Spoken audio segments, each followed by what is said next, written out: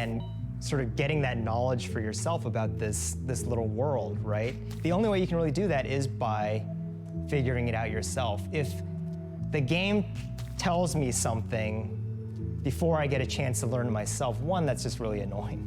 But two, it robs you of that experience. And it's interesting because I have a 3-year-old, and every day she's doing all kinds of new stuff and learning new things. And there are obviously plenty of times where she has trouble with something, right? Like she's putting together a puzzle and she can't figure it out. And she says, "Dad, can you help me? Or can you just do this for me? It's too hard, I can't do it." And there is a temptation to go in and be like, okay, well, this is how you do it, and then just do it for her. But I know that if I do that, she's not gonna learn how to do it herself. She's not gonna grow up to be an independent and confident person, right? And so I don't, even though it's hard to watch her struggle with stuff. And I have the same feeling about people playing my games is I want them to learn and grow and become confident players of games. I know that, and this is a famous story, Miyamoto, when he was a kid, he stumbled across this cave in the woods. He was just walking around, he found this cave, and that was kind of the inspiration for The Legend of Zelda, supposedly, right? It's kind of like part of the legend. But I think the interesting about that story is you never really hear about what was in the cave. Right. Probably there was not any treasure in there, right? It's probably just an empty cave with some bat poop in it or something like that. The story is not about what he found, it's about the fact that he came across it. That's the important part about these mysteries, is it's not so much even what's in there, what you get from it, but it's the feeling that it's real, that it's personal, and that when you discover it, it feels like you really discovered it. Discovery is something that developers have to be quite intentional about. Mystery involves risk from time to time, a scary proposition for any developer. But doing so creates personal moments of discovery that can leave a lasting impression on the player. However, there's one thing that threatens this type of rich personal discovery. It's the same thing you're staring at right now. Part of it is that games were just a lot more unknowable because there was no internet and because marketing was a lot more limited.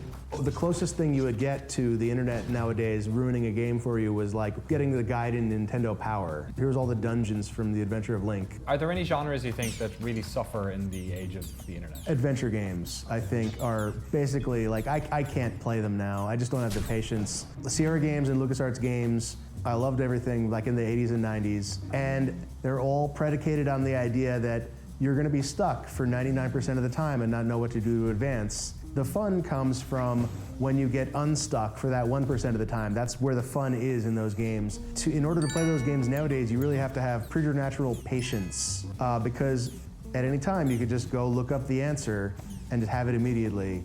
In order to not look up the answer, you really have to work at it, and there's not much to do while you're doing that work. There's not much to distract you from it. The information surfacing power of the internet causes a couple of problems when it comes to discovery. Not only does it provide an easy way out for puzzles, but it also bombards us with a constant stream of information about games we haven't even played yet. One of my favorite memories actually as a kid was finding those shareware CDs that had 100 or 1,000 games on them, and just sifting through those and trying each game, having no idea what it was about. Do you think that we know more about games before they come out now than we did 20 years ago? Absolutely, yeah. At the time, if you heard about a game, probably you saw a couple of postage stamp sized screenshots in a magazine. Maybe you saw a TV ad for it. Maybe all you heard was your friend describing it. How much it's a good idea to know about a game beforehand depends really heavily on the specific game, probably. I think for a lot of games it's true that you know too much about it, but also it's probably true about movies. I mean, you have these movies that there's supposed to be a surprise in it somewhere, and of course that's also the reason why you would go see it. I had to deal with that question very directly on The Witness because it ended up being a much more expensive game to make than I thought it would be. I had to borrow a bunch of money, and I'm like, oh, this is gonna come out soon. We better start publicizing it in some way. All of the cool stuff about the game was secrets that you would discover in the process of playing it. In the absence of that, all we had to show people was, look, you draw lines in these mazes, isn't that cool? And how do you get people excited about that, right? I do enjoy sitting down and playing a game and not knowing what I'm getting into, right? That's the most enjoyable thing. I don't want to know, like let's say I played the new Call of Duty game. It would have been much cooler to not know that you launch into space and spend a lot of time on the spaceship. Like that would have been exciting. It almost seems like the wheels of capitalism are... They're at odds with having the best experience, right? But on the other hand, there's so many games now, right? So Call of Duty is a special case, but for any particular game that doesn't have a $200 trillion marketing budget, would you actually play that game if you didn't hear about the cool thing about it? Well, maybe not, right? And so I think, there's certain kinds of cool things that are still cool after you know about them generally, and there's other things that aren't.